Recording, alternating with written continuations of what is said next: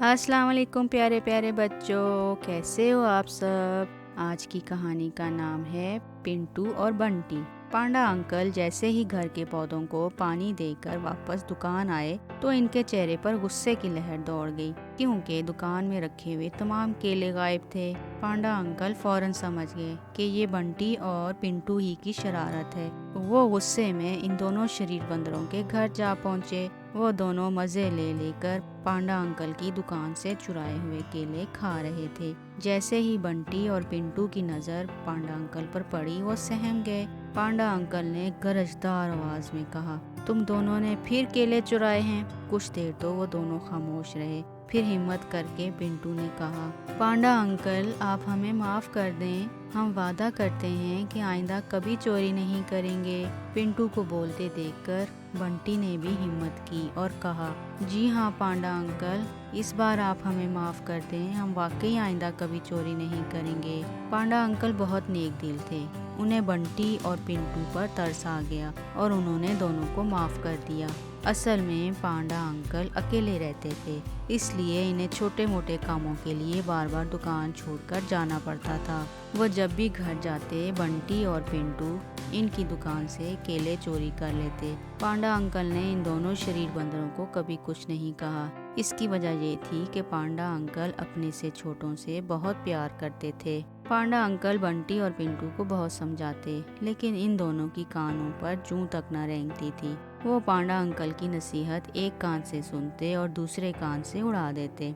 इस बार काफी सोच विचार के बाद पांडा अंकल ने फैसला किया कि अब अगर कहीं जाना हुआ तो दुकान बंद करके जाएंगे। कुछ दिन बाद बंटी और पिंटू का दिल चाहा कि दोबारा केले खाए जाएं। चनाचा वो दोनों चोरी का कोई नया तरीका सोचने लगे।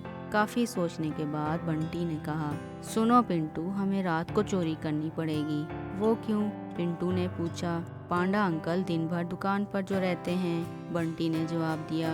बंटी की बात सुनकर पिंटू ने कहा, लेकिन रात में चोरी कैसे करेंगे? रात को तो पांडा अंकल की दुकान बंद होती है। पिंटू की बात सुनकर बंटी मुस्कुराया और बोला, पांडा अंकल की दुकान की छत खजूर के पत्तों से बनी हुई है, हम पत्ते हटाकर दुकान में दाखिल हो सकते हैं। वाह वाह, क्या बात है, क्या अच्छी तरकीब है, पिंटू ने खुशी से कहा। फिर वो दोनों इसी इंतजार में बैठे रहे कि जल्दी से रात हो और वो दोनों चोरी करने निकलें। फिर रात भी हो गई। जब हर तरफ सन्नाटा हो गया तो वो दोनों घर से निकले। बंटी के हाथ में एक लंबी रस्सी थी। दुकान के करीब पहुंचकर बंटी और पिंटू एक दरख्त पर चढ़कर पांडा अंकल की दुकान की छत पर पहुंच गए। पिंटू दोनों हाथों से खजूर के पत्ते हटाने लगा। कुछ ही देर बाद दुकान की छत में एक बड़ा सा सुराख हो गया। फिर वो बंटी अपनी रस्सी के जरिए से दुकान में उतरा और इसने जल्दी जल्दी तमाम केले एक थैले में भर लिए। इसके बाद इसने आवाज लगाई,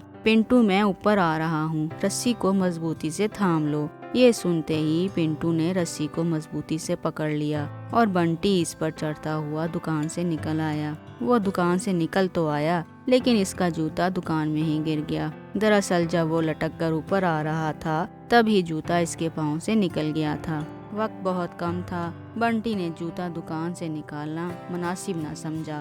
फिर वो दोनों घर आ गए और जी भर कर केले खाकर गहरी नींद सो गए। दूसरे दिन पांडा अंकल ने दुकान खोली तो केले साफ थे। इनके तो औसान खता हो गए। इसके अलावा इन्हें दुकान की छत में सुराख नजर आया और वहाँ पड़ा हुआ बंटी का जूता। पांडा अंकल फौरन पहचान गए। वो गुस्से में लाल हो गए। उन्होंने एक मोटा डंडा उठाया और दोनों की तलाश करने निकले। पांडा अंकल इनके घर भी गए, लेकिन बंटी और पिंटू कहीं ना मिले। थक हार कर पांडा अंकल एक दरख्त के नीचे बैठ गए। वो बहुत मायूस और परेशान नजर आ रहे थे। इत्तेफाक से वहाँ से डॉक्टर लुमड़ी गुजरी। उन्होंने पांडा अंकल को देखकर पूछा, क्या बात है पांडा अंकल, आप कुछ परेशान नजर आ रहे हैं?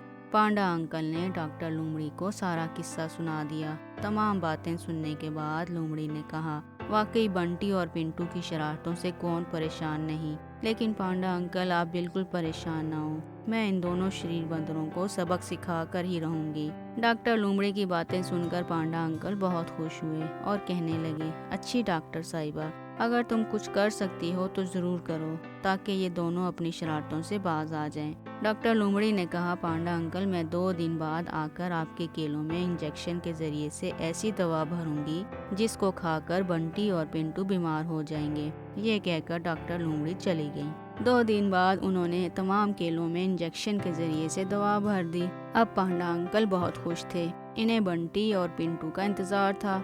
चौथे दिन पिंटू और बंटी के चोरी किए हुए तमाम केले खत्म हो गए। एक बार फिर इन्हें चोरी का ख्याल आया। इस दफ़ा भी उन्होंने यही फैसला किया कि इस बार भी पहले की तरह चोरी करेंगे, क्योंकि ये तरीका आसान था। चनांचे इन दोनों ने रात को पांडा अंकल की दुकान से सारे केले चुरा लिए। वो बहुत खुश थे क्योंकि इन्हें केले चुराने में कोई मुश्किल पेश नहीं आई थी। घर पहुंचकर पिंटू और बंटी ने केले खाने शुरू कर दिए। अभी उन्होंने 3-4 केले ही खाए थे कि इनके सर में तेज दर्द होने लगा। इन्हें अपना सर फटता हुआ महसूस होने लगा। वो दर्द से चिल्ला उठे और इसी हालत में डॉक्टर लोमड़ी की क्लिनिक पर पहुंचे।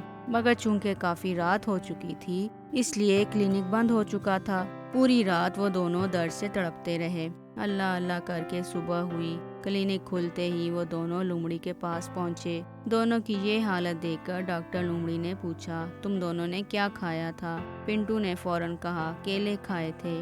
डॉक्टर लोमड़ी समझ गई कि बंटी और पिंटू ने केले चुरा कर खाए हैं। वो कहने लगी, अब बोलो, मज़ा आया केले चुरा कर खाने का? मैंने इन केलों में दवा भरी थी। जाओ, मैं तुम्हारा इलाज नहीं करती।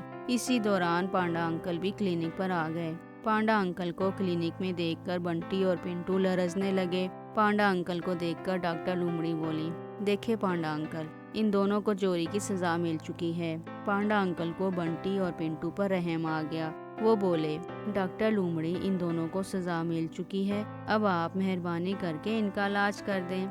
ये सुनते ही बंटी और पिंटू के सर शर्म से झुक गए और वह दोनों पांडा अंकल की टांगों से लिपटकर इनसे माफ़ी मांगने लगे, क्योंकि अब इन्हें अपनी गलती का एहसास हो चुका था। तो बच्चों, कैसी लगी आपको ये कहानी?